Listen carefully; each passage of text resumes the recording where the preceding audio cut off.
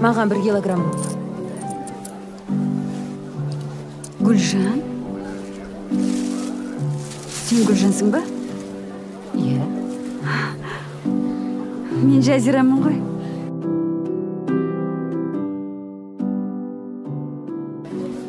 Мәссаған.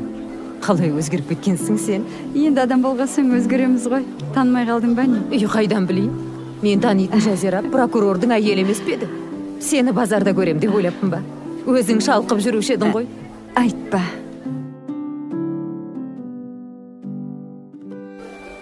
Саламатсыз ба? Саламатсыз. Қай жердікі? Шымкенттікі алыңыз. Сіз алайын деп тұрсыз ба? Өтініш. Нешеден килограмм? Айтпақшы, сенің қызың бар еді ғой. Аты кім еді? Әсел аты. Уақытың бар ма, екеуміз барып шай ішіп әңгімелесейік? Жарайды. Кездеспегелі көп болды.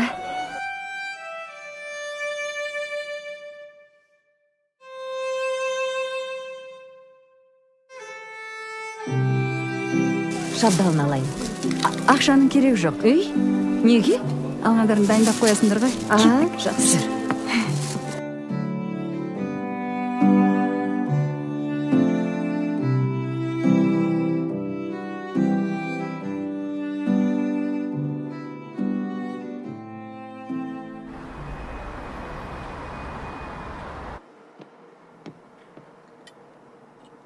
Мына шабдалыны жуып әкеле салыңызшы.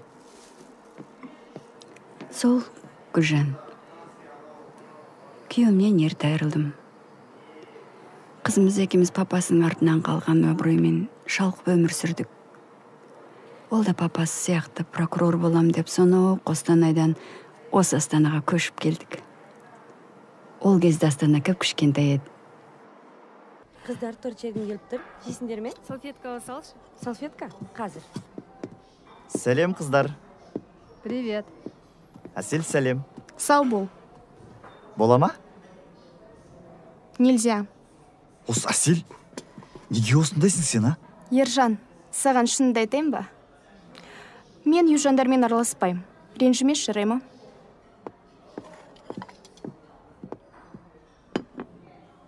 Әселя, неге кетесің? Жап-жақсы жігіт қой. Южандар қу болады. Надо себя от них подальше держать.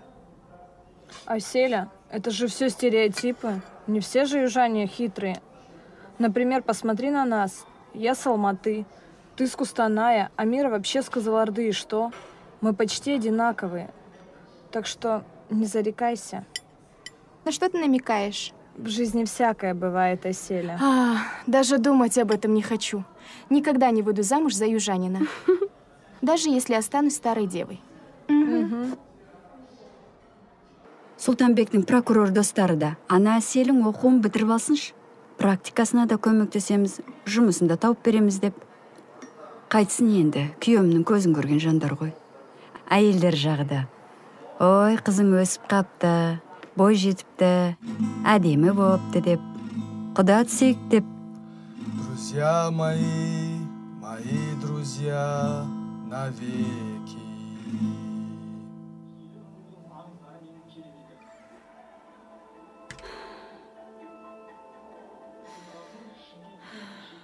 Қуаныш? Қуаныш! Балам, қайда жүрсің? Отыр. Үйге қонақтар кеп жатыр. Әне Әселя келді. Бой жетіп қапты өзі. Мына отырған Жазира тәтел болашақ енең болуы мүмкін. Ойбай, асықпа. Асыққан сайтанның ісі деген. Жарайды. Қыз бергеннің назы бар деуші еді. Туф, асықпа десем, әлі саған бергем жоқ қой қызымды. Қуаныш, помнишь, вы с Аселей в Кустанай в садик вместе ходили, игрались вместе, а, Аселя? Ой, қайсы бір есте дейсің? Жұмыс қайда істеп жатырсың? Эй, менің балам пожарный ғой? Иә? Так что сенің будущий зятің анау мынау емес. Тапқаным жалғыз қыз. Қайсысыңа бұйырат, алыңдар. Бұл қыз қайда барады дейсің? Осы северда қалады да. Мам, это я. Смотри. Алтыным менің, қане. Сонымен қызым оқуын бітіріп, иығымнан бір жүк түскендей болды. Қызыл диплом. Папасы сияқты прокурор болады өзі. Да, мам, обязательно. Сеня моя. Наконец-то арманың орындалды, алтыным. Давай руки мыть. Мам, ты что, баурсаки приготовила? Баурсаки. Болды, шеш андақ күйімді. Мә, өздерің құйып шеверіңдер, мен қазір бірдеме қуырып жіберейін. Айтпақшы, ана қызың не болды? Жұмыс тапты ма? Жоқ, әлі болмай жатыр. Сұлтанбектің достары көмектесеміз деп еді ғой. Олар не дейді? Қант бар ма?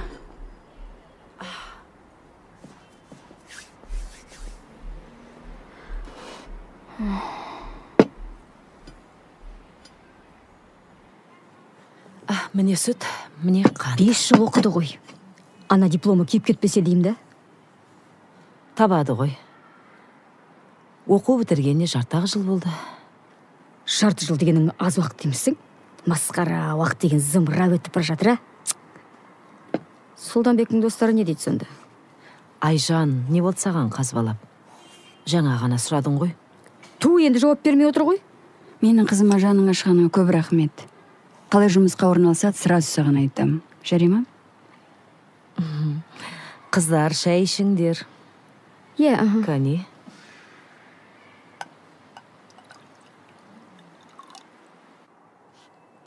Доча, опачки. Бұл не? Международный компаниядан бір адам таптым. Соған беретін $2000. 2 ай стажировка болады, сосын сені жұмысқа алады. Мам, не надо. Зачем? Өзім табам ғой жұмысты. Ойбай, тапсан қайда жүрсің? Селтең етіп әлі жүрсің. Ана жұрттан нет болды. Жұрттан? Мам, давайте... Болды. Қиқаңдамай, мен айтқан жұмысқа барып орналасасың. Все. Зарплата жақсы дейді. Азар болса бір жарты жылда шығара қоясың.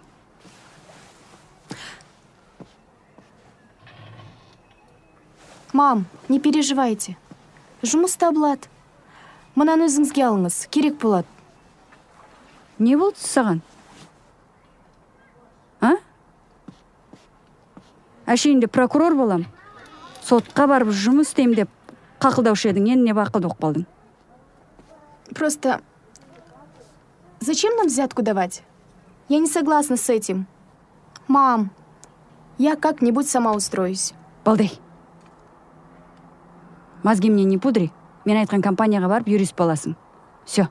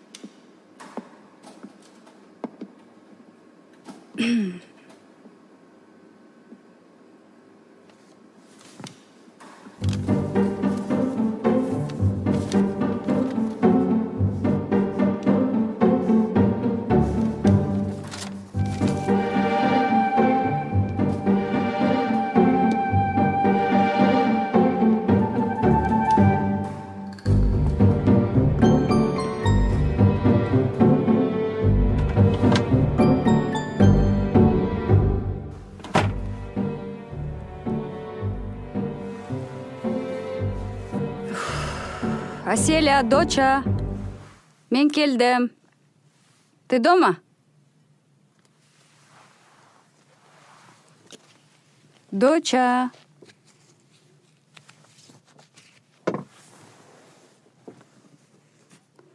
Аселек?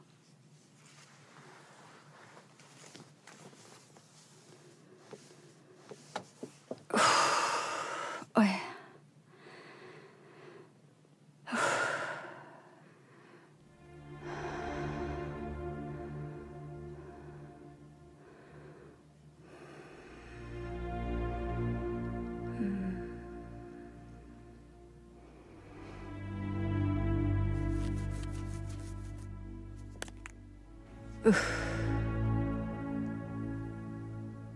Анарочка, сәлеметсің бе? Бұл Әселдің мамасы ғой. Рахмет. Әселді көрмедің бе? Алло, Ғабит, сәлеметсің бе? Әселді көрмедің бе?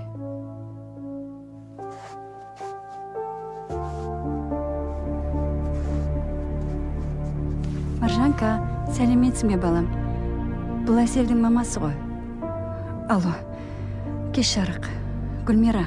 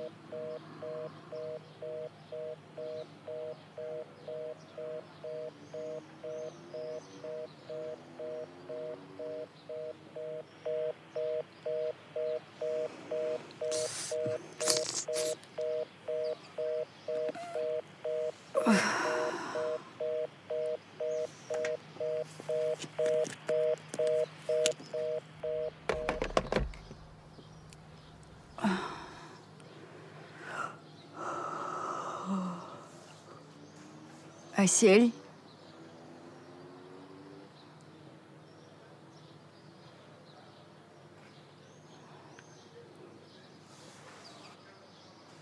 Әсел.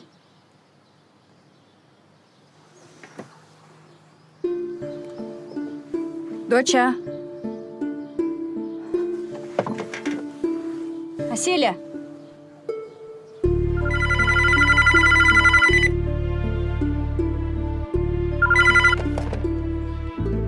Доча. Алло, Алло. Жазира апай ма екен? Я мен. Сіз үйде боласыз ба қазір? Ешқайда кетіп қалмайсыз ба? Үйде болам. Қазір келем. Кім бұл? Алло.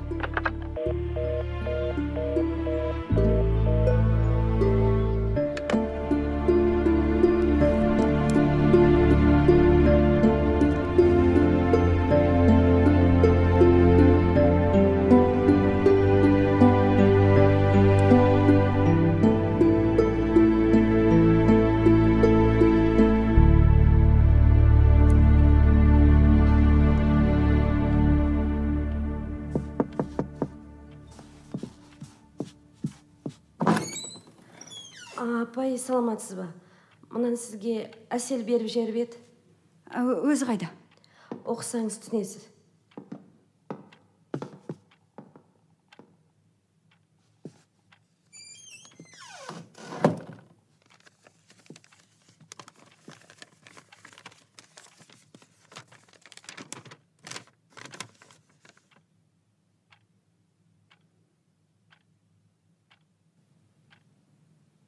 Мама, простите меня. Я не смогла вам сказать вчера. Не смогла признаться. Мы с Ертаем решили пожениться. Я вышла замуж. Адрес я написала. Только не волнуйтесь сильно, мама. Я сама пошла за Ертаем. Когда вы прочтете это письмо, мы будем уже в Чимкенте.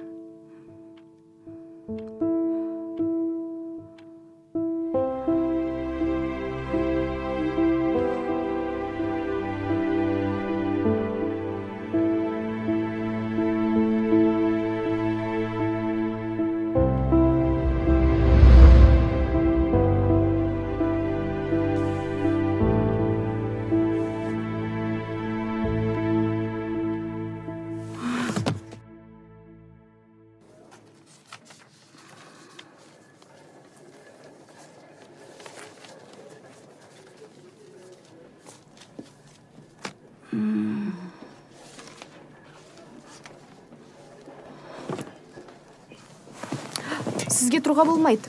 Жатыңыз, давлениеңіз көтеріліп кетеді. Маған ұшып кетсін. Шеш мынаны. Шеш дедім ғой. Болмайды дем, капает же. Қазір мен саған Шымкентті көрсетем. Тәте, жатыңыз. Болмайды, капает. Не істеп жатырсыз, тәте? бәсе тоқтаңыз. Тоқтаңыз деймін.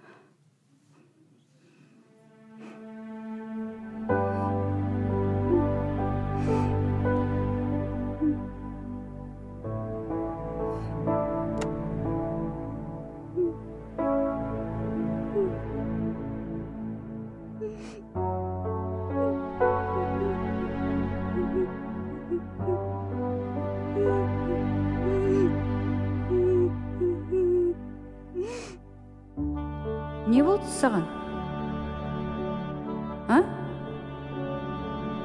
Әшейінде прокурор болам. Сотқа барып жұмыс істейм деп қақылдаушы едің, енді не бақылды болып қалдың?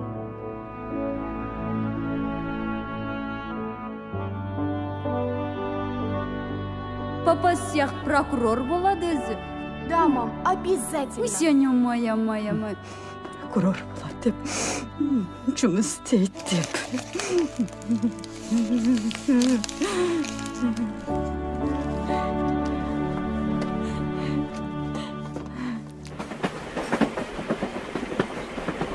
Beş алсай, братан.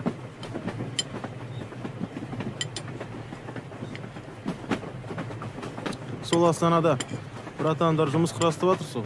Соны күтіп отқан. Анау кіммен сөйлесіп отыр?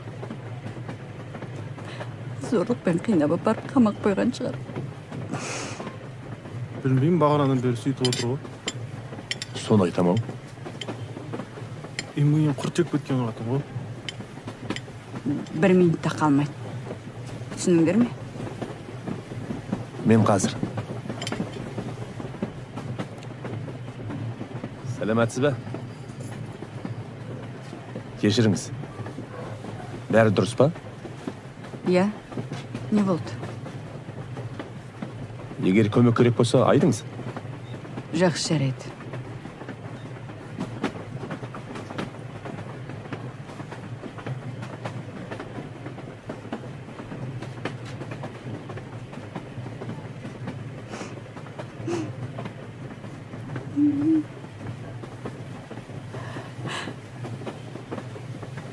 Айттым ғой, қамақ қойған олар.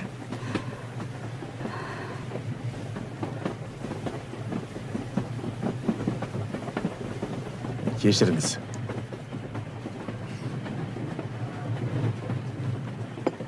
Жо, братуға.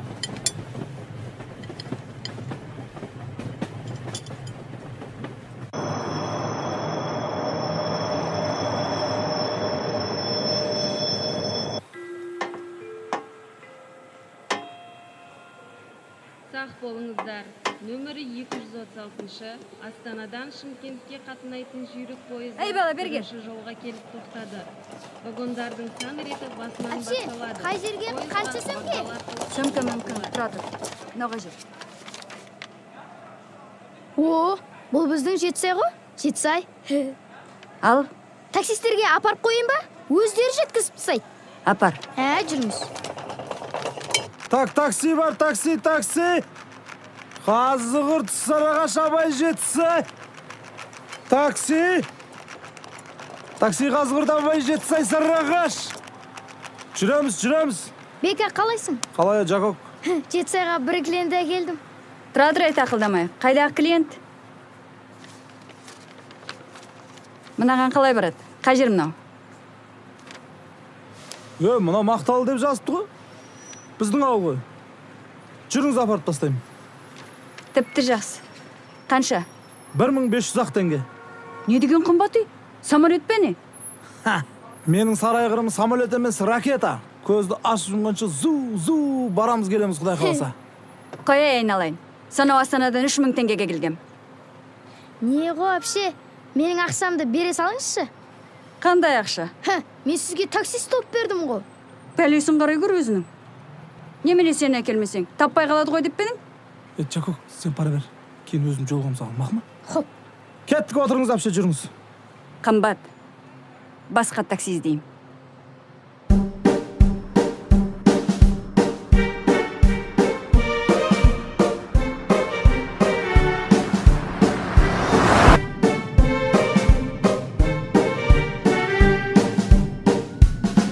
Әпше, осы Астананың жерін нам дейді ғой.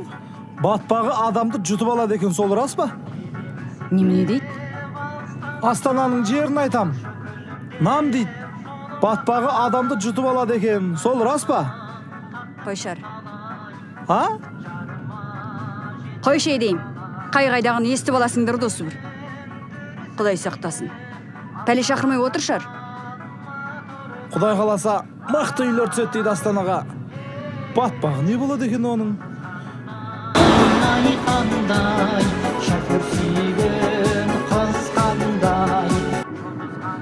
Охо, не болды екен мыналарға? Тоқтайық.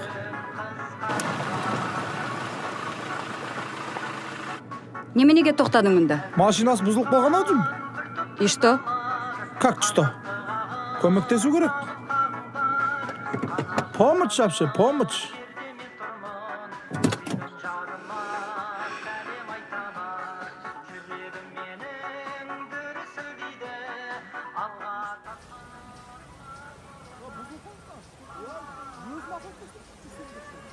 Ne buldu? Yok, cinsen var. Çünkü var. Әпше, өтініш, алдыма отырасыз ба? Мына жастардың машинасы бұзылып, жолда қалып кетті. Солар жолмен тастап кетейік. Өтініш.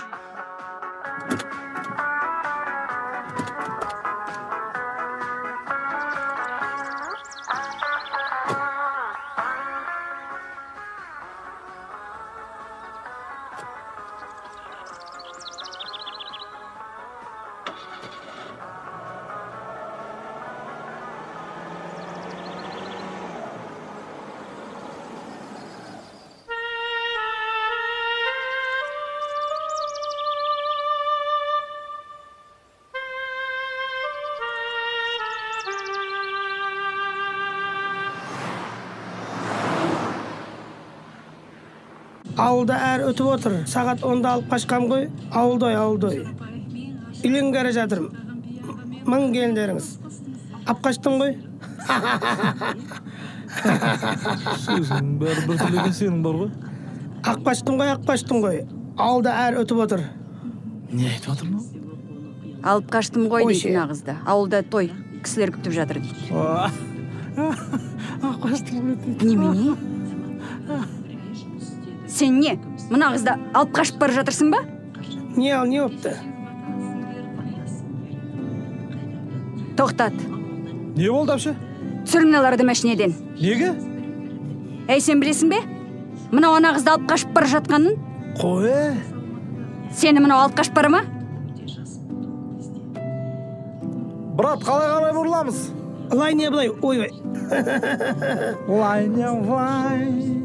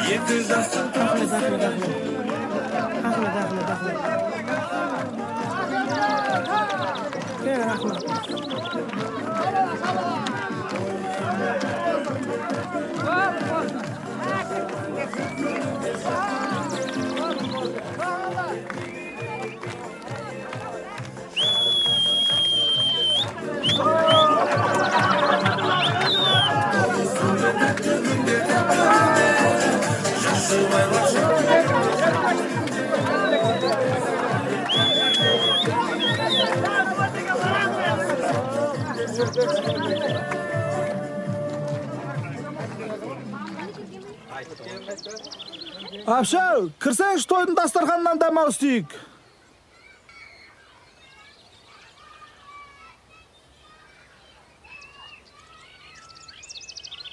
Мен мынау қонақтарымның алдында сөз сөйлесем деп отырмын. Айналайын сонау Астанадан, Ақмоладан келген екенсің. Қуаныштымыз. Құтты қонағымыз екенсің. Иә, шырағым. Келініміздің аты да келіскен екен. Қыз жібек.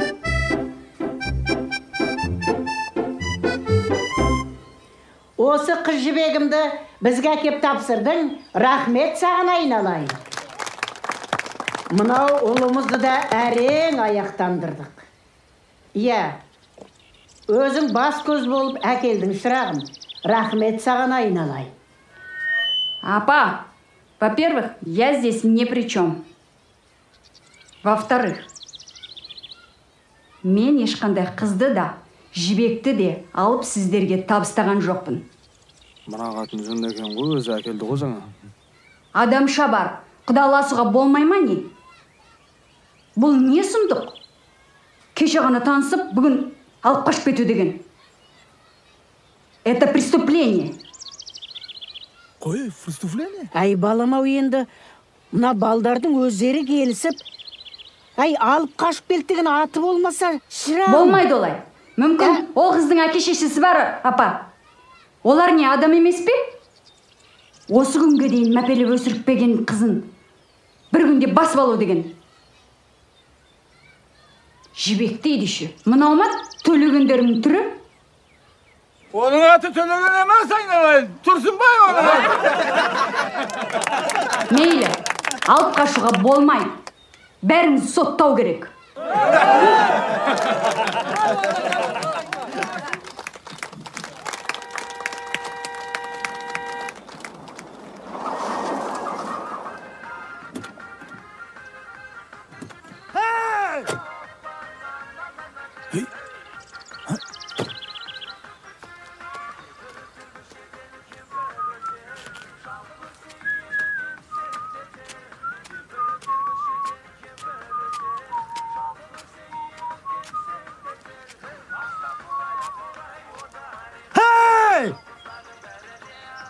Мен қарындасымды алып кеткен қайсыларың? Шықсын бері! Шығарыңдар! Сен ба? Сен ба деймін? Әлде сен ба? Берген бері! Жібер деймін! Жібер!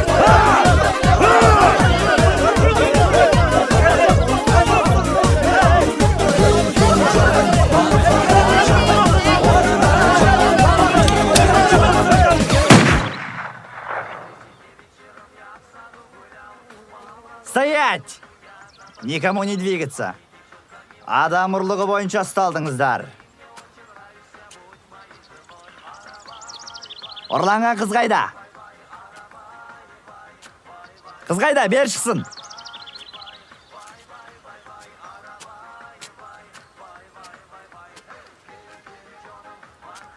Атың кім?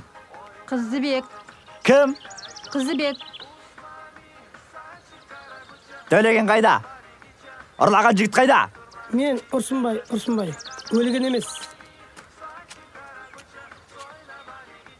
Көмектескендер қайда?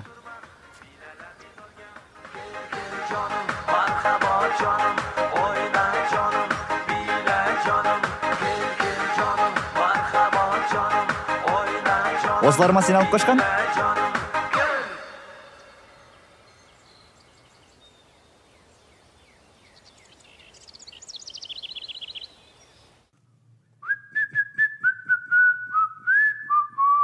Ей, сен мен не үшін ұстап отырсың мұнда?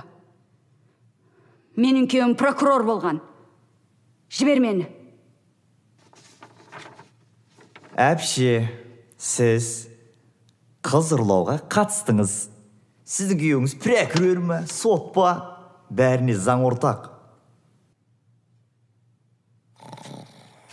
Тұр. Мынаған айт, түсіндір. Мен келе жатқан таксиге жолда міндім де. Түсіндір.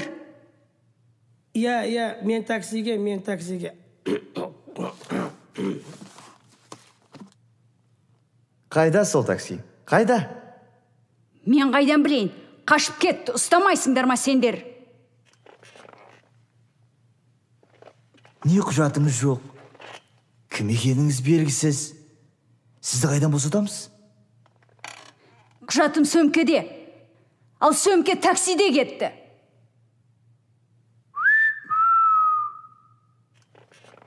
Я? Айта бер. Сен не мені мазақ қып тұрсың ба? Осы үшін жауап бересің.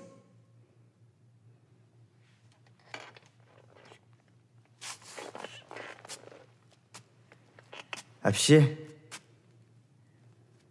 мен етіп қорқытпай-ақ қойыңыз. Түнімен осы жерде түнеп шығасыз. Ал ертең басқаша сайрайтын боласыз.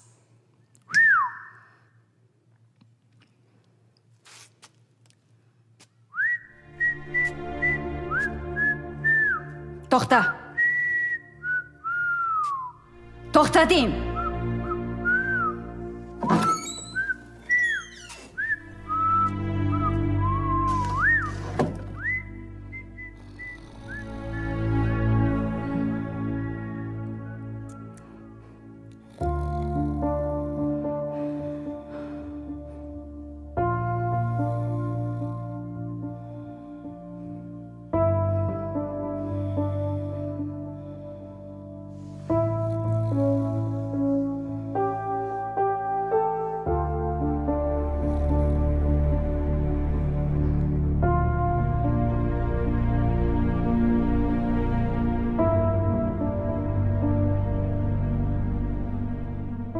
Тапқаным жалғыз қыз. Қайсысыңа бұйырат, алыңдар.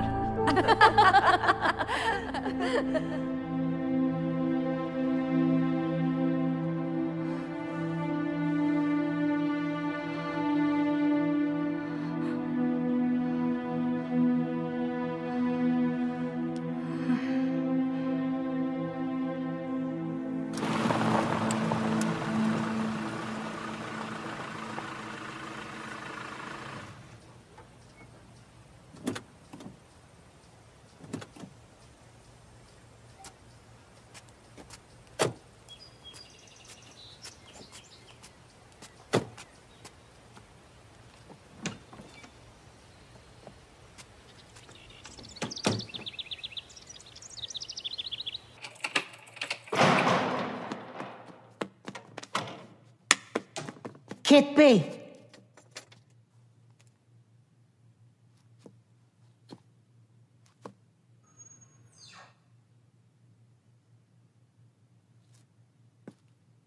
Сіз кешіріңіз бізді.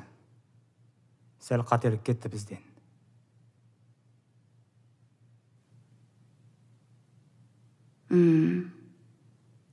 Сәл ғана қателік.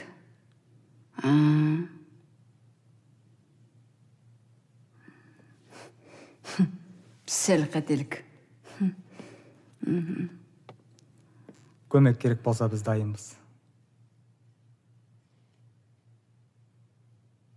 Айып етпеші айналайын. Кеше не болғанын да білмей қалдық. Өзі ала топаң басталып та кетті. Сені ұмытып та кетіппіз. Иә, жүре ғой, қонағым боласың, ас ішіп дегендей. Рахмет.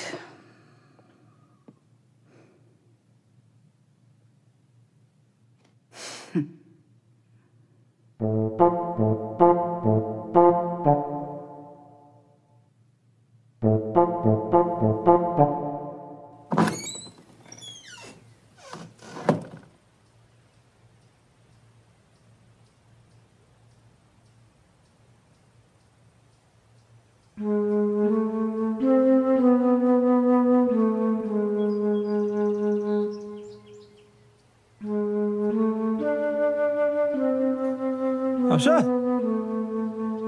Аша! Жүрсеңіз тегін жеткізіп тастаймын. Емесе кесем десеңіз, мені басым.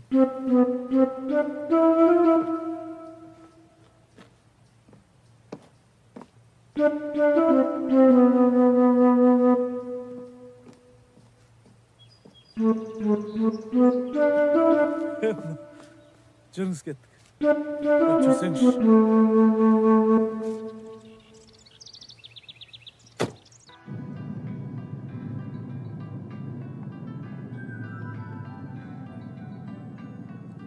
Тоқташ. Тоқтат дейм. Не болды апша? Мынау кеше қыз жібек пе? Иә, кешеге қыз жібек. Бірақ бұдан былай жібек женше болады ау деймін. Оны кеше ағасы алып кетті емес пе? Жоқ, алып кетіп қайтеді оны. Онда немене қып соншама шу көтерді ол? Мен түрмеге қондырып десеңші, я? Әзіл. Әңгіме ғой оның бәрі. Болды ғой, босағадан аттады. Енді осы үйдің адам ол.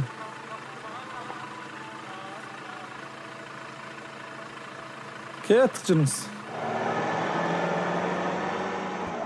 Енді мына жастардың жайын көрдіңіз ғой, әпше. Тең-теңмен деген осы.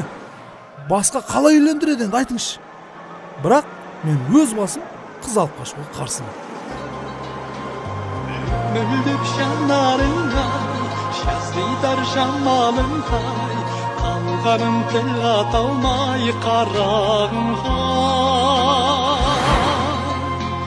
Қасыңа бара алмадым, сезімде жанарманым, еріксіз қалқам саған ән арнадым.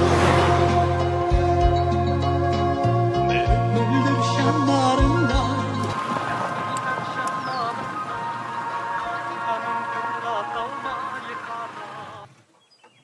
Ауыл осы апша? Мені милицияға апар. Милицияға? Иә. Тағы қонып шықпақшы ба не? Әзіл апша, бопты. Қазір жеткізем.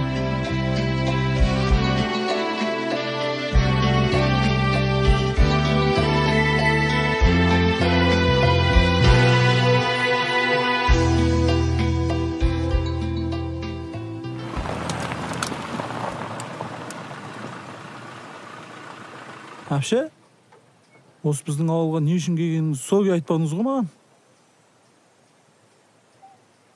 Негізі сізге көмек керек па?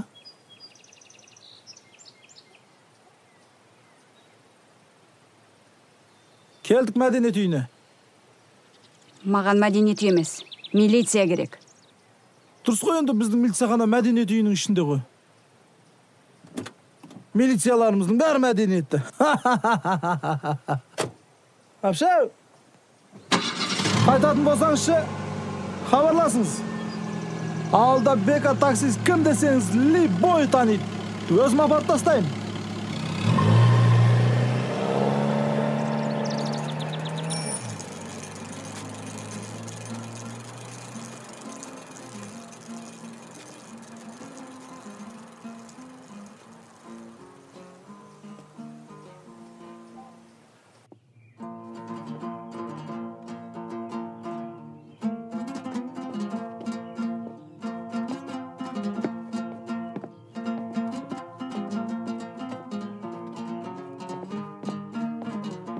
Ей қыздар, мына жердің милициясы қайда? Ана есік қой.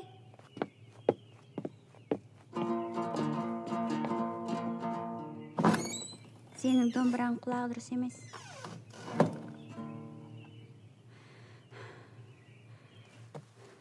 Кім бар мұнда өзі? Бармыз. Саламатсыз ба? Арыз жазуға келдіңіз бе? Жазам. Арыз.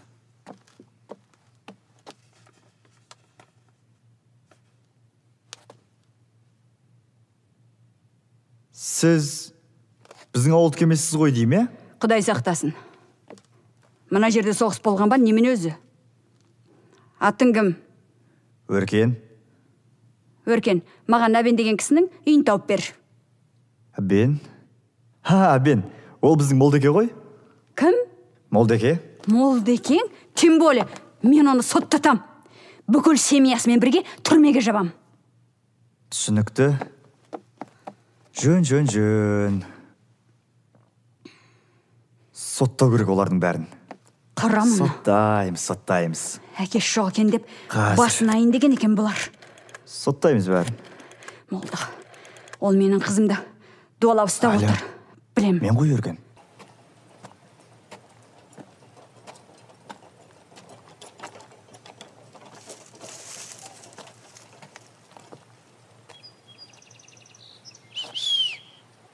Келді. Кім? Көлік келді. Жүріңіз. Молдекеңе барамыз. Сізді мінгізіп жіберем Молдекеңе. Жеткізіп тастайды. Отыр.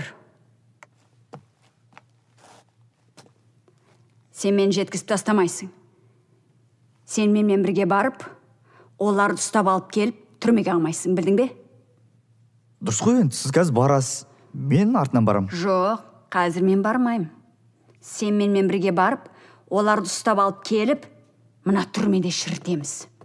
Түрмеде шірітем мен, білдің бе?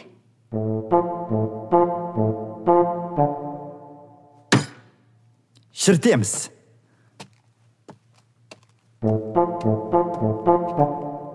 Кеттік. Көлік күтіп тұр.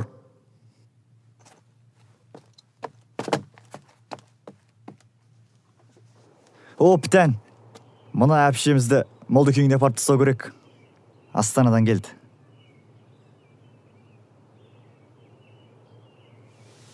Мынау мен ба? Иә. Есекпен. Иә, есекпен.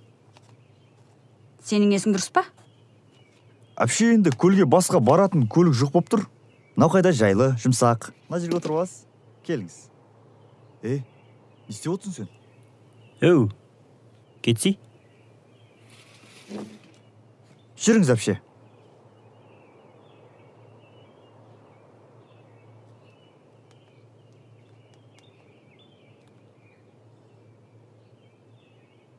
Мен қазір арттарыңыздан барам.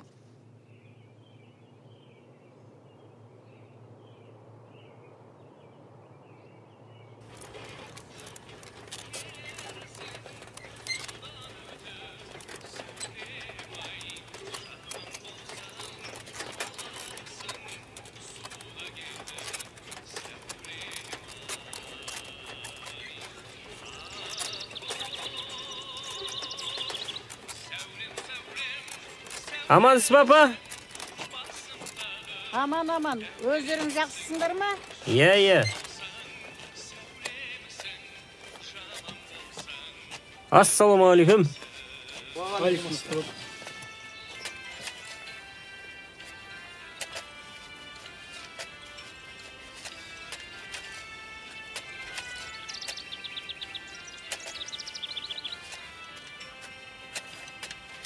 Арбадан түспейсің бе, қарағым? Күнге қақталдың ғой. Баққожа? Әй, Баққожа! Ау, өже. Айран әкелі ғой.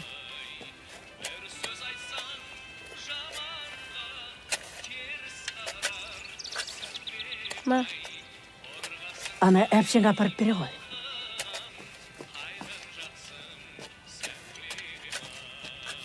Мінекеңіз.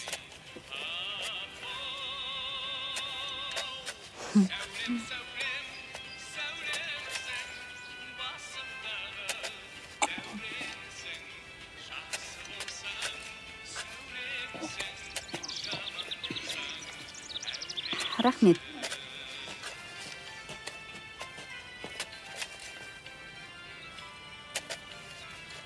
Үйге апарып қой.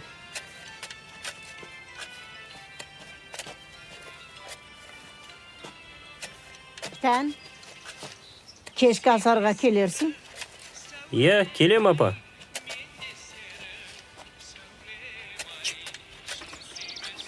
Чөй.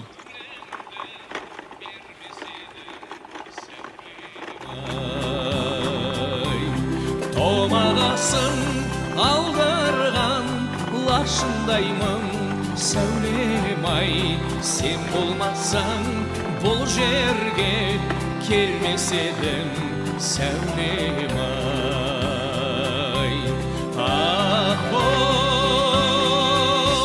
Сәулем, сәулем, сәулемсің, басымдағы дәуренсің. Жақсы болсаң сәулемсің, жаман болсаң әулемсің.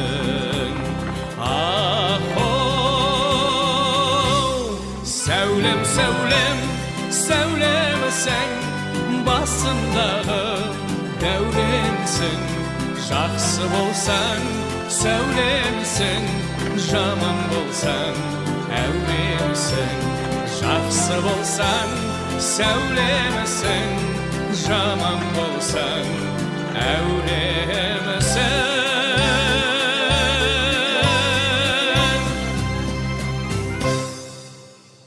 Анау тұрған үй. Ол жерге көлік бармайды. Жаяу.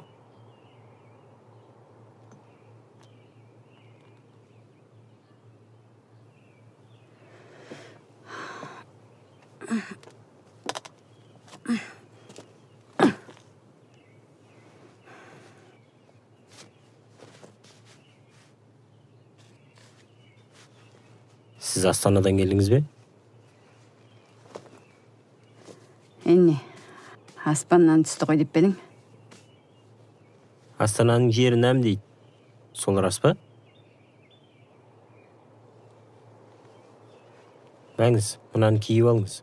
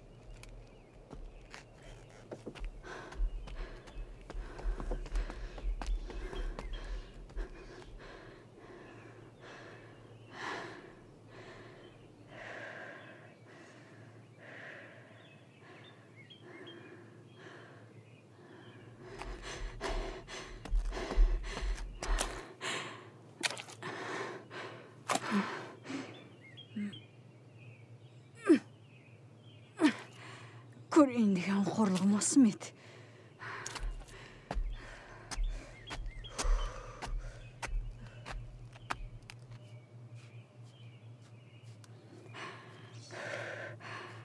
Сәлеметсіз бе? Бісміллә. Жерден шықтың бей? Әбің үйесі ма? Я, осы апарайын ба? Апар.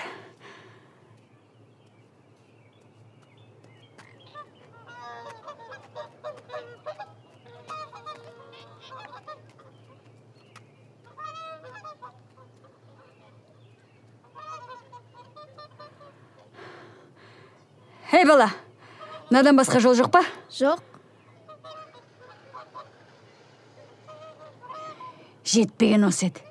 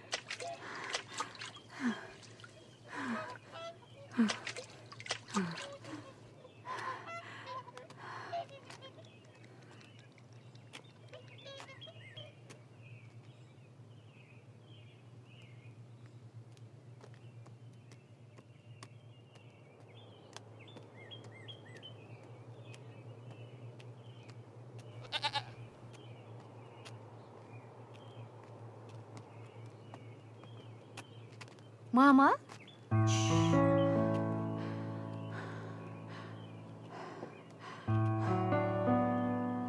Саусың ба? Жаным, саусың ба сен? Сен олар сабады ма? Ұрды ма? Қызым?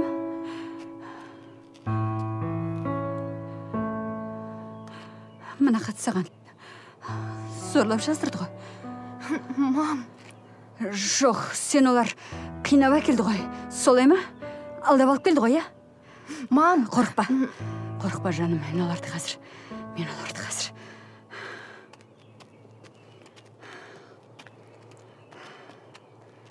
Әй, шық бері. Шық дейм. Болды енді, тыныш. Ят болады. Не ят? Қайдағы ят? Мен сендерді түрмеде шіртем, білдіңдер ме? Шыға бері. Мен мұнда өз еркіммен келдім. Енді айғайламаңыз. Немене дейсің?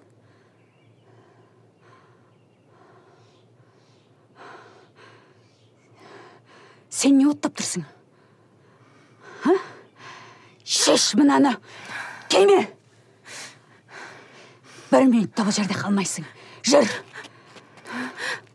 Мен мұнда өз еркіммен келдім. Ешқайда кетпеймін.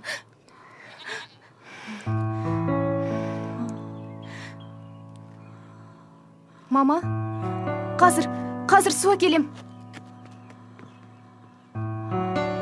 Немене деді? Өз еркіңмен дейсің бе?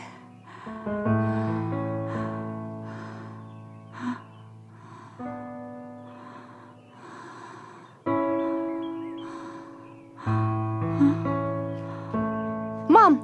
Жақындама. Су ішіңізші.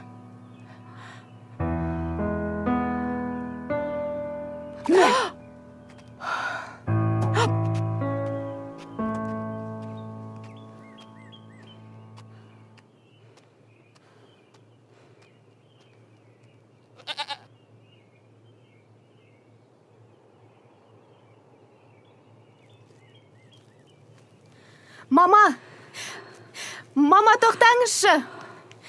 Мама. Сен мені алдадың, Әсел. Мен сені осылай істейді деп ойлаған жоқпын. Мама, алдаған жоқпын ғой. Айтуға қорықтым. Жүріңізші, дұрыстап сөйлесейікші. Менімен бірге кетесің бе? Жүріңізші, сөйлесейікші. Менімен бірге кетесің бе деймін. Көрмейсіз бе енді? Менімен бірге кетесің бе, жоқ па?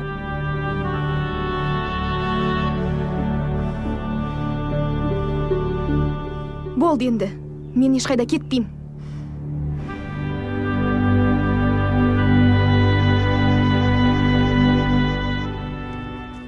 Әсел, мен $2000 беріп, саған жұмыс тауып қойдым. Айлығы да жақсы. Ерес боласың. Қызым, жүрейік кеттік.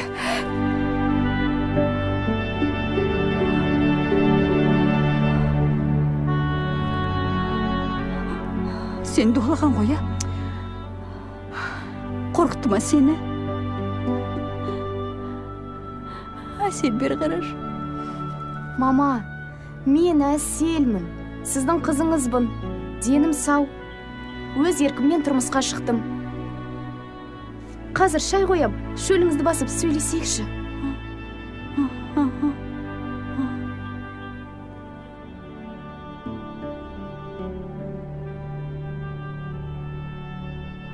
Тоқта. Бұл үйде сенен басқа тірі адам бар ма өзі? Бар ғой, мам. Ертай балықта. Артынан ерген 4 інісі бар. Жетіскен екенсің. Атам бар.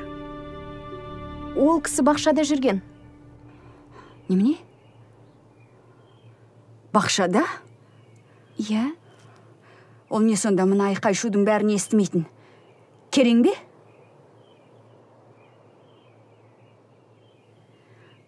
Жоқ әлде, есегі судан өтіп алғаннан кейін басынайын деген түрі ме? Қайда? Мама, ол кісі өте сыйлы адам.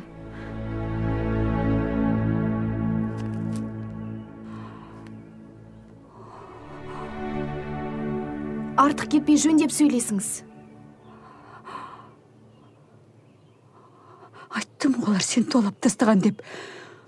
Айтып тұрған сөзім қара.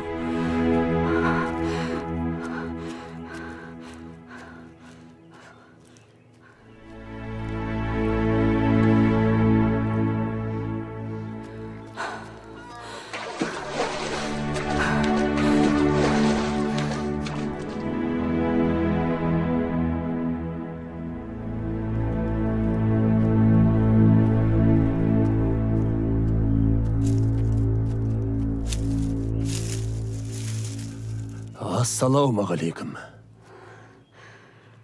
Ал, бұл не тұрыс?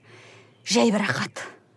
Құдағи, бізден бір қателік кетті. Сіз бізді кешіріңіз. Құдағи дейді. Кешіріңіз де қояды. Адам ұрлаудың не екенін білесіз бе? Мен прокурордың әйелімін. Менің қызым анау мынау қыз емес. Қызыл дипломы бар. Оқыған, тоқан. Ал сіздер оны дуалап, басын айналдырып алып келгенсіздер мұнда. Мен соттыдам. Алып қашудың не екенін сендерге көрсетейін мен. Менің қызым бір минутта бұл жерде тұрмайды. Алып кетем. Все, айттым бітті. Қыз менікі, ол менің қызым. Қара бұларды көрсетейін мен сендерге. Қазір қыз ұрлағанның не екенін.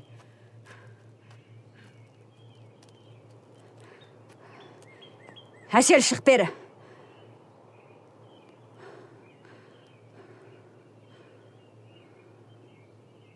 Неменмен бірге кетесің? Немені өмір бойы көрмейсің? Саған шеше керек емес екен. Мен де сені қызым деп санамаймын. Ал құдағи, қош келдіңіз.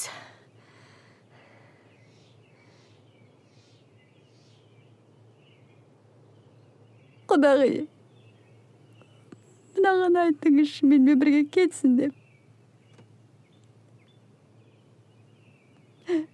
Сіз де қыз асырап отырған шығарсыз. Мынаның есі ауыз қапты. Менімен бірге кетсінші. Мама, қойыңызшы. Жазира, айналайын. Не дейін саған?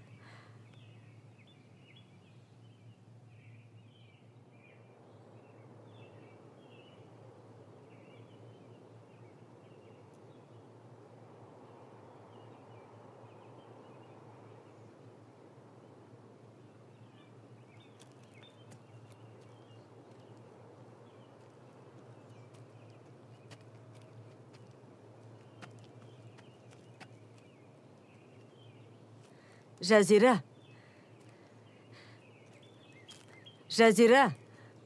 бәріміз бір қазақтың баласымыз ғой, айналайын. Мен ана қызбен қазір жақсылап сөйлесем.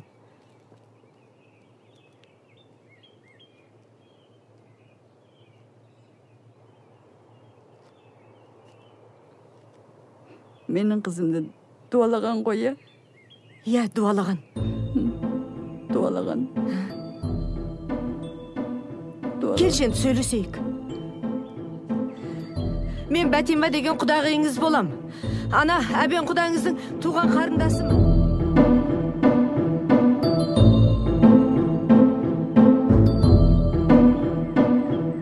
Ой, тұрмай. Қазір, құдағи. Қазір мен бәрін айтып алайыншы. Қазір. Әбен осы ауылдағы ең беделді адамдардың бірі. Бала тұрақтамады. Кеште болса да әйтеуір ертайдан соң Алла берекесін берді ғой. Оны өзіңіз араласа келе түсіне жатарсыз. Өте жақсы жермен құдаласып жатырсыз. Әбен 6 жылдан бері жалғыз. Ана, Айдардан соң жеңгеміз қайтыс болған. Жақсы адам еді. Алланың жазуына амалғанша. 5 ұл мен 1 шалдың жағдайы содан кейін қиындап кеткен. Ошақтың ұйтқысы әйел адам ғой, өзіңіз білесіз. Әселжан үйге келгенде, үйге бір нұр кіргендей болып еді. Сол нұрымызды, шырағымызды сөндіре көрмеңіз.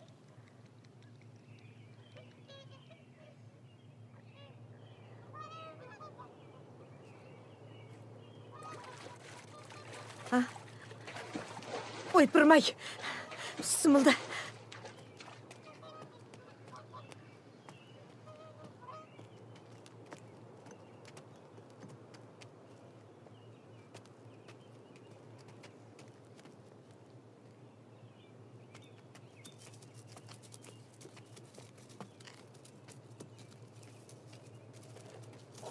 жайлы. Жүр.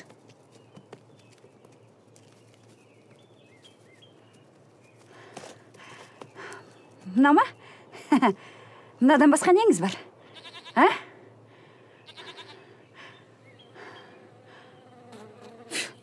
Әңгіме былай болсын. Қалың малды $1000 бәкелесіз. 10 алтын, 10 жағалы киім әкіресіз. Ал тойды Астанада 150 адамға істейсіз. Жоқ, 300 адамға істейсіз. Қыз алып қашқан екенсіз. Көрейін сіздің шамаңызды. Құдағи, сіздің айтқаныңыздың бәрі дұрыс. Сіз анасыз. Екі дүниеде ананың орны қашанда жоғары ғой. Қазақтың салтымен, жөн жосығымен жасалу керек еді. Бірақ жағдай осылай болып қалды. Енді сіз айтқан пұл қазір бізде болмай тұр.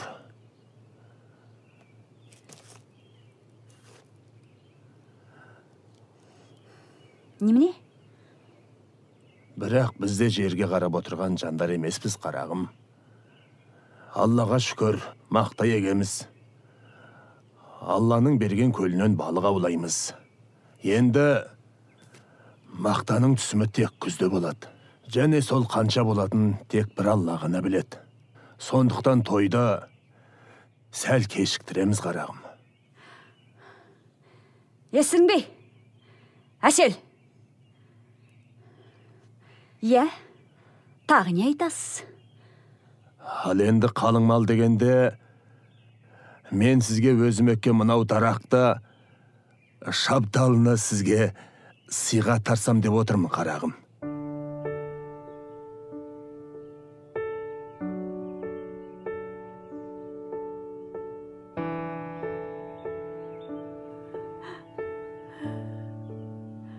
Құдайым-ай,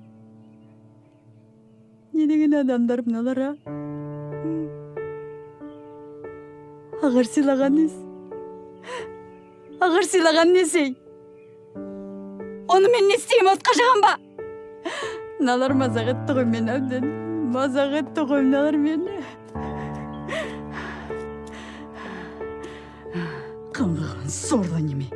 Неменен кешетісіп келдің бұл еке, а? Қаласың ба? Қал. Әлі болып келесің. Ағаш жейтін боласың. Мам, болды, енді успокойтесь, наконец. Не дедің? Жазира, айналайын, жүрші, мына жерге отыра қойшы кішкене. Не дедің дейм? Келе ғой, кел. Кел, отыра. Ойбай, пісімілді. Мама, не болды? Не болды саған? Тез суға келе ғой. Жазира, айналып кетейін, не болды саған? Жазира, кәні, әкеле ғой тез. Пісімілді. Мама.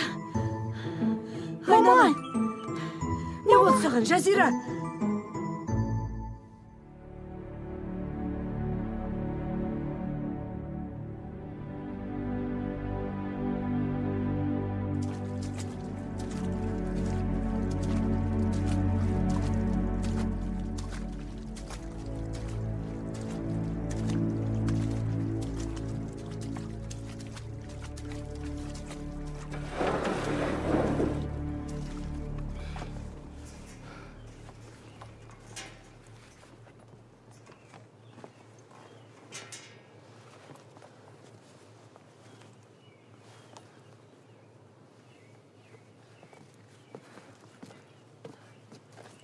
Ертай, келді. Аяқ астында абдырап қалдық қой. Үйге барып дайындала беріңдер, мен қазір оны пын алып келем.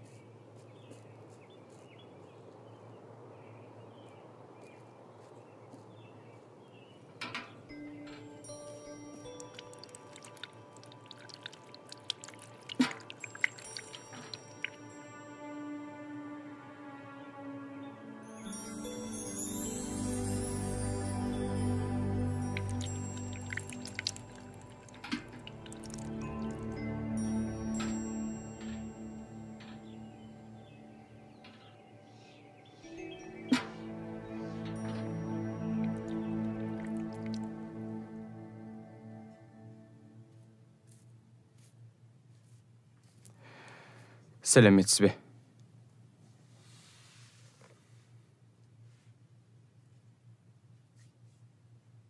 Біздің қателігімізді кешіріңіз.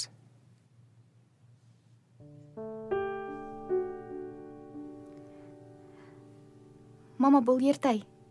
Астанада оқыды.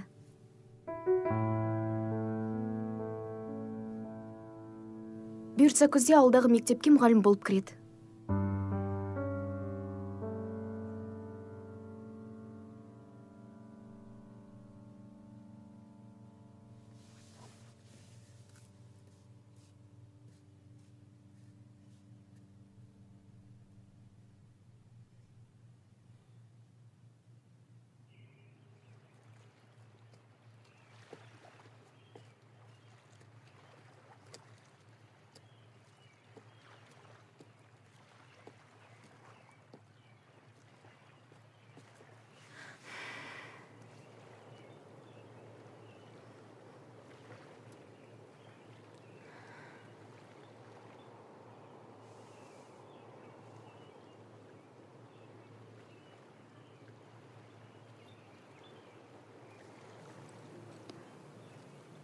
Сен папаң сияқты прокурор болам деп едің ғой. Бәрін тастап мына жерде қалай тұрасың?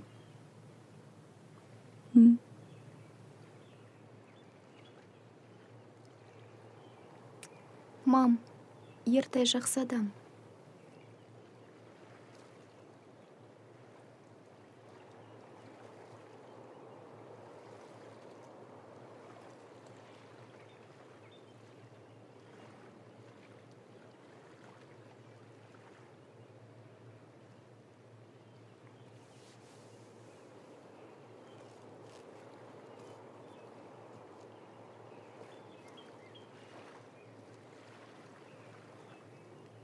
Сен бара бер, қызым.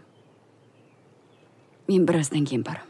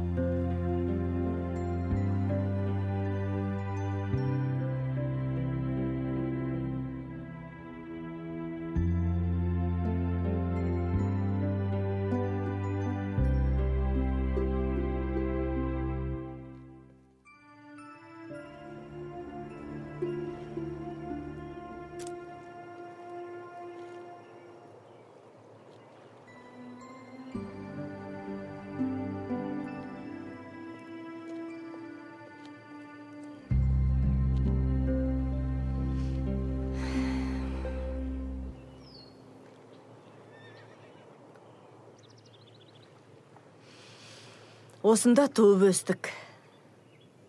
Күйеуге шықтық. Балалы шағалы болдық. Шүкір.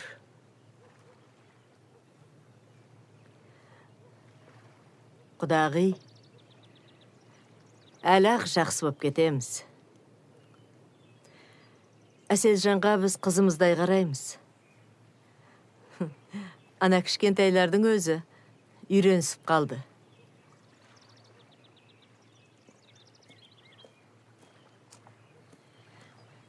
Өй, Айдаржан, не жарығым? Әпше, мынау сізге. Мәссаған, сен көрімдіктеріңді ешкімге бермеуші едің ғой. Жақында сүндетке отырғызған біз Айдарды. Ешкімге татырмаушы еді, сізге бәрін әкеп беріпті ғой. Алыңыз, құдағи, алыңыз. Әпше, жеңшемді алып кетпейсіз бе? Өй, жарығым. Әкетпейді, жарығым, әкетпейді. Жеңшемді алып кетпеңізші. Әйтпесе мен жазылмайым.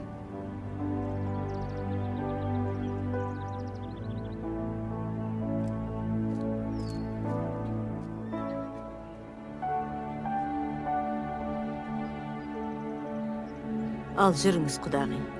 Үйге барайық, жүріңіз. Жүріңіз.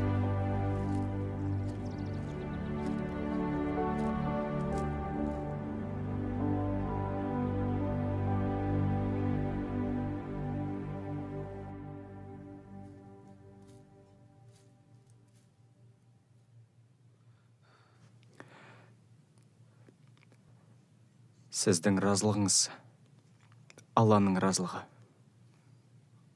Бізді кешіріңіз. Разы болыңызшы бізге.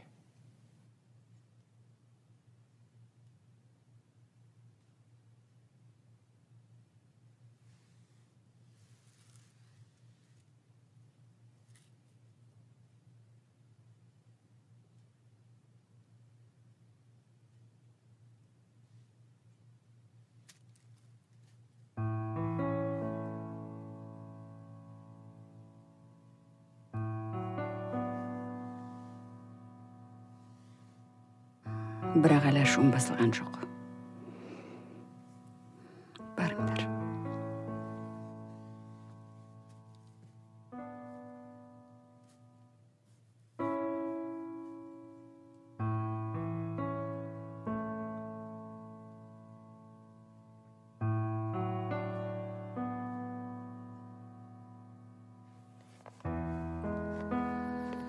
Қалай, мама, сыйды ма? Сыйды. Көйлектің етегі сәл ұзындау.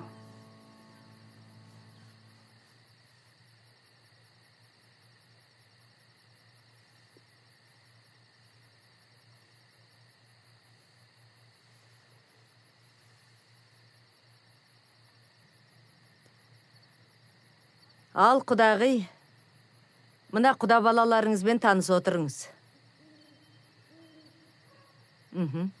Әке, сізге әулетіміз таныстырайын. Біздің әкеміз, сіздің құдаңыз. Әбен Әділхан тегі, және Бәтима әпшем әкемнің қарындасы. Інілерім Сартай, Жарынтай, Арман. Ал кенжетайымыз міне Айдар.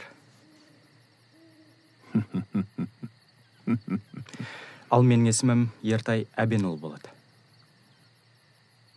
Құдағи, балаларым ес білгелі, бұл үйде бұндай үлкен қуаныш жақсылық болған емес.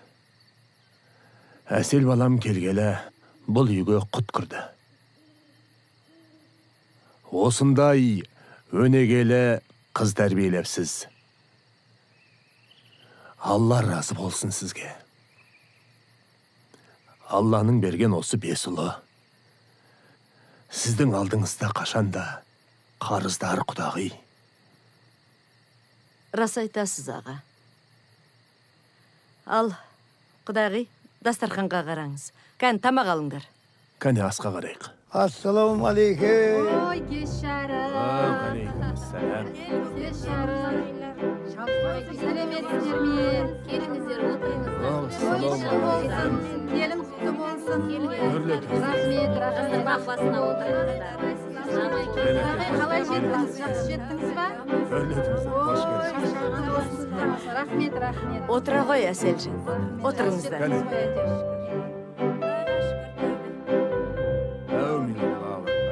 Төрге шыққандарыңыз құтты болсын, құдағи. Аяғыңызға гүл бітсін. Құдағи, мынау 2 жас бақытты болсын. Шаңырақтағы биім босағасы берік болсын, дәулетті болсын. Іші толған қара думалақ балдар болсын. Қазақстанның көкжырауын жоғары көтеретін азамат көпелер көбейе берсін. Сіздің жасыңызды, сіздің жолыңызды.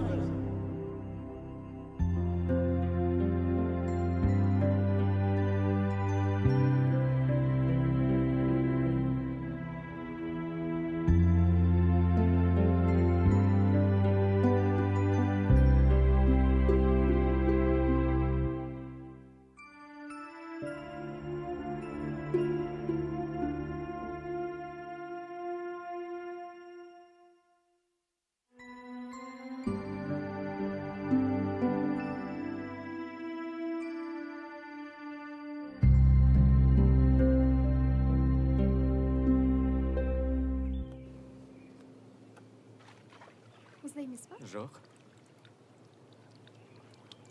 Мына жерден құя бер. Құя бер, қане.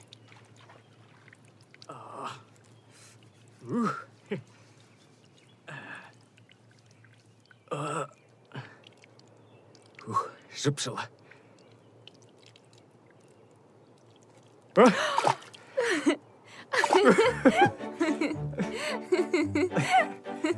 Ма?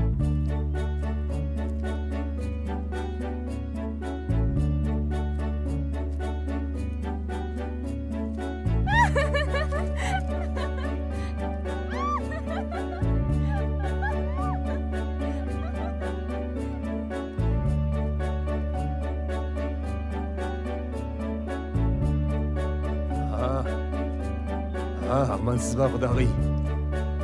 Қайырлы таң. Қалай, жақсы демалдыңыз ба? Рахмет, жақсы. Құдай қаласа, тойды да дүрілдетіп жақсылап атқарып аламыз. Барлық рәсімі болады, оған алаңдамаңыз, құдағи.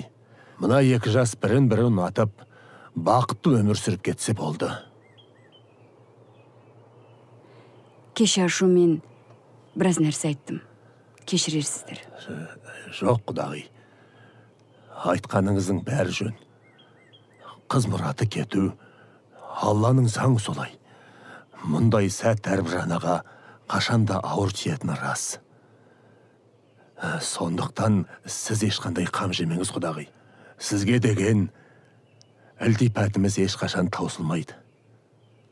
Ал кешегі өзіңізге айтқан мынау қалың малға таған шабдалыны Алла нәсіп еткен күні өзіміз жеткізіп береміз.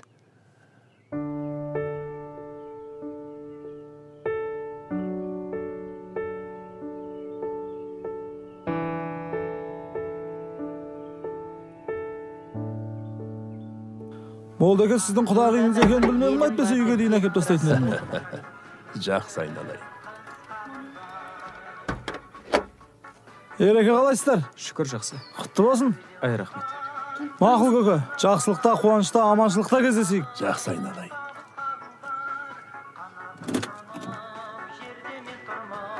Ал, құдағи, жолыңыз болсын. Аманшылықта жолығайық. Әлі тойға дейін тәтті шай ішеміз ғой. Аманшылық болсын. Рахмет сіздер. Аман болыңыздар.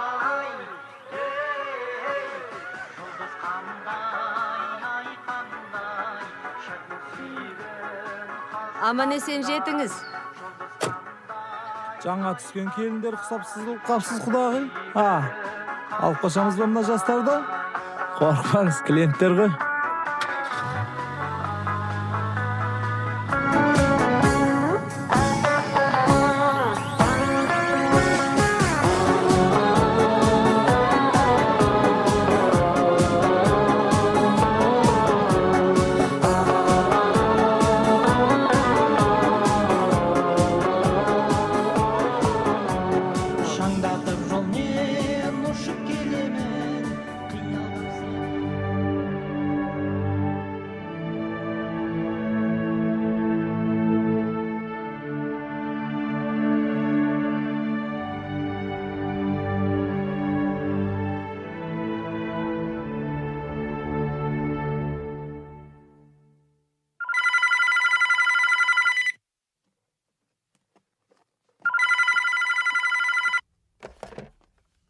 Да? Алло, мам? Ау? Қалыңыз қалай? Ой, доченька, қалың қалай?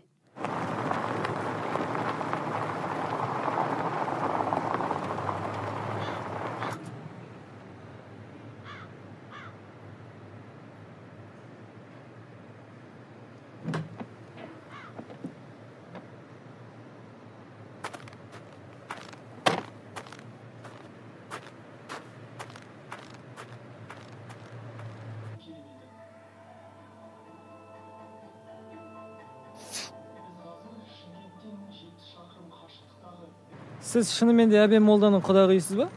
Иә. Гаражыңыз қайсы? Әне.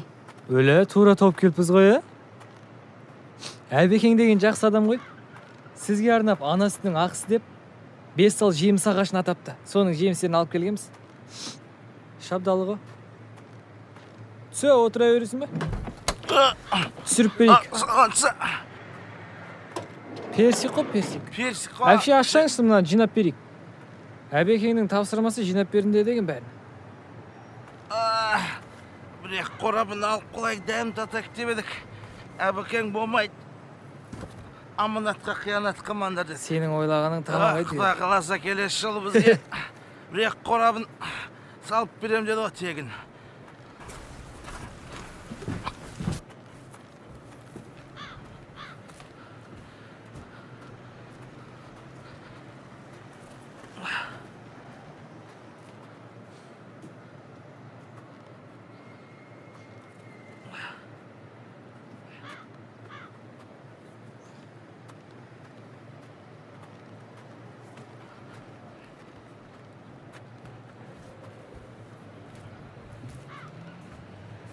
Қызым кеткелі бірінші сәлемдеме осы. Осынша шабдалы не істейм? Бұрын сонда мұндайды көрмеген басым, бұның бәрі маған неге керек деп ойладым. Бопты әпше, жақсы сау болыңыз. Айда кеттік. Мына шабдалына қыста базарға барып сатсаңыз жақсы етеді.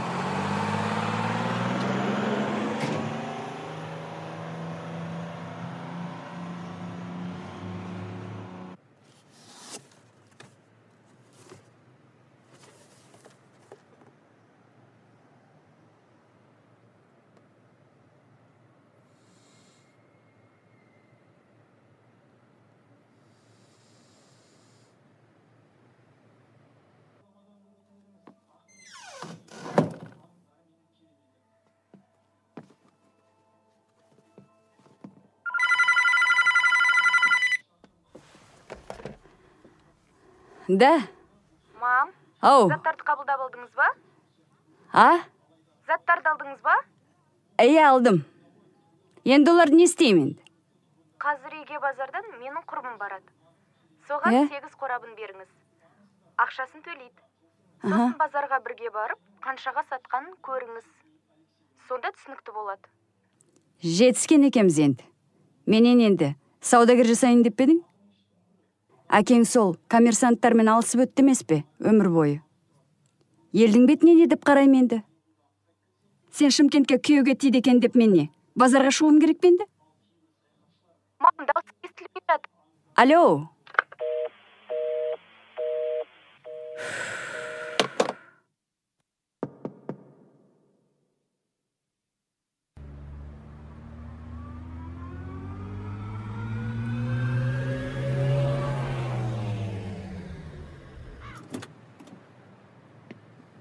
Базарда Шымкенттің шабдалары жақсы өтеді, уайымдамаңыз.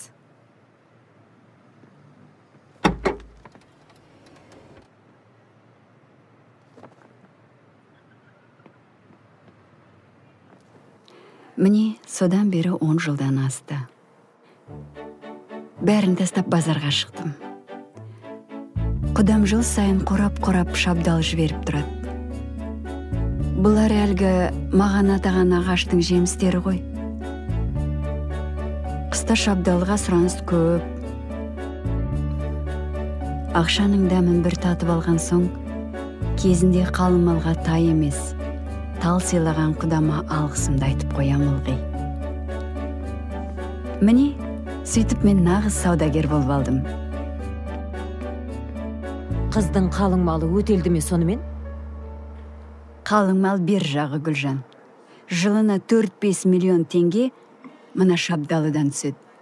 Біз қайдан білейік, сөйтсек диқаншылықтың астарында даналық пен адал еңбек тұрады екен.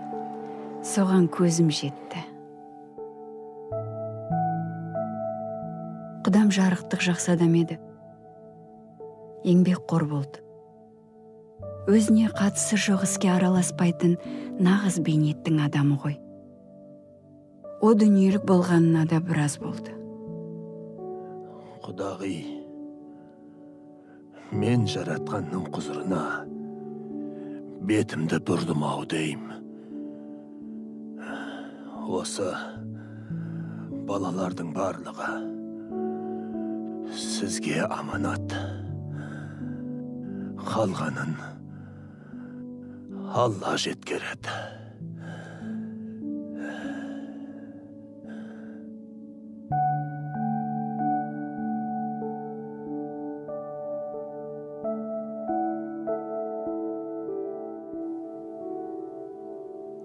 Айтпақшы, кейін ана Әселден сұрадым ғой, Ертайды қайдан кездестірдің деп. Сөйтсем, өзің келістің емес пе? Немене екселіп отырсың? Мен екселіп отырған жоқпын.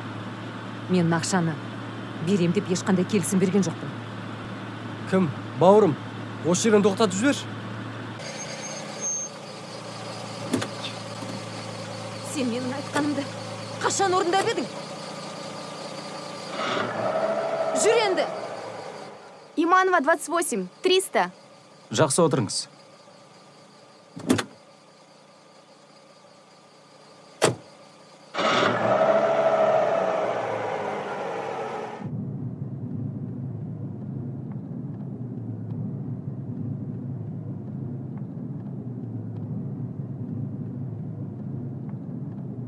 Извините, а вы постоянно таксуете? Ау? Вы таксуете, да? Иә, сабақтан қайтқан кезде ғана. Не қылды? Тоқтаңыз. Не қылды? Тоқтаңызшы.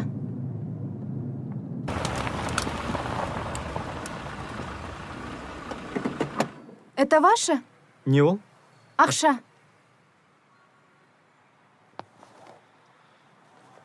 Бұл менікі емес. Ана кісілердікі ғой. Доллары. Ничего себе. Это же бешеные деньги.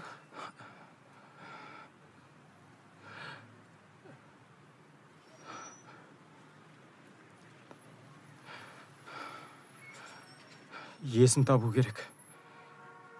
Есін? Вы серьезно хотите вернуть эти деньги?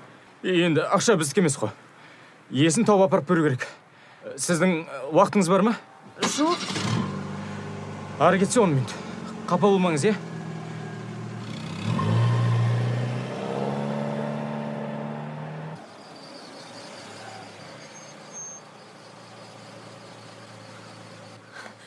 Қараш, мен қайдан бізде білейін не ол? ақша жоқ, не үй жоқ. Ақымақ! Қарамайсың ба өзің?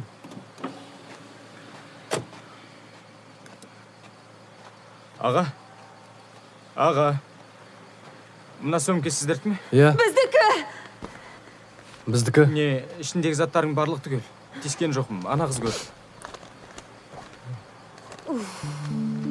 Абай болсаңыздар. Рахмет, бауырым. Жақсы аға. Рахмет.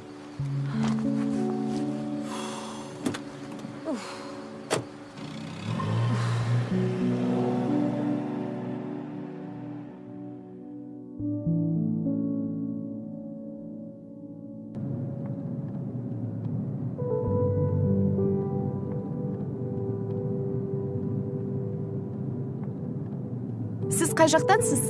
Шымкенттен. Шымкент. Ал сіз? Қостанайдан.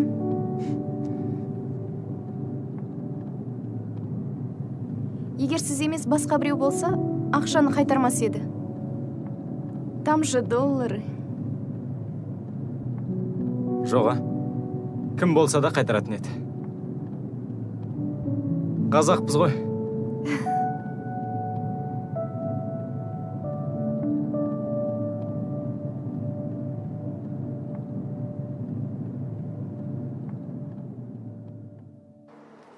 Қысқасы, Гүлжан, шабдалы сатып тұрғанның хикаясы осы. Қызық екен.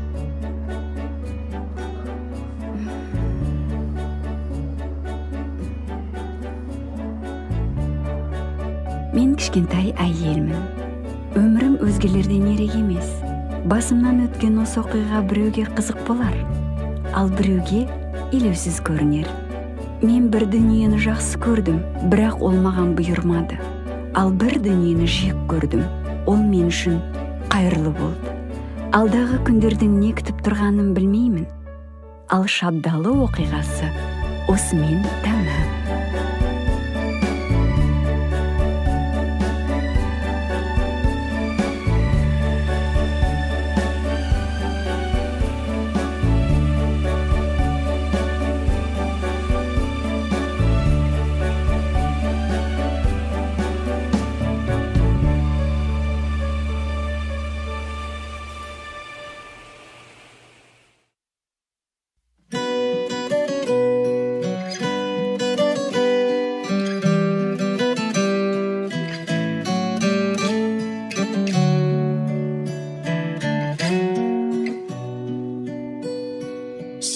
жанымда жүрсең, сен жадырап күлсең, бақыттымын мәңгі асыл арманым.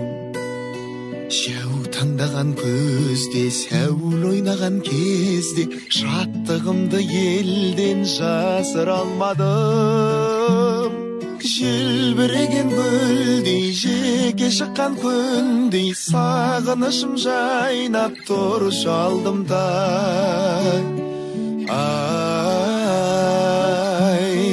тауды бұлтасып, жерге жұпар шашып, бал бұлақтар тасып жатқан кезде, қырқасынан қырдың, арасынан нұрдың, ерке тайым сені көріп қалдым ба? Қошағыма кіріп, көле қарап тұрып, қосыл шәңге сол бір жүрек тербеген. Тал жанына барсақ, таңды күтіп алсақ, таңдай аппақ адал тілектерменен. Желбіреген гүлдей, жеке шыққан күндей, сағынышым жайнап тұршы алдымдай. Ай, тауды бұлтасып, жерге жұпар шашып, бал бұлақтар тасып жатқан кезде, қырқасынан қырдың, арасынан нұрдың, ерке тайым сені көріп қалдым ба? Қырқасынан қырдың, арасынан нұрдың, ерке тайым сені көріп қалдым ба?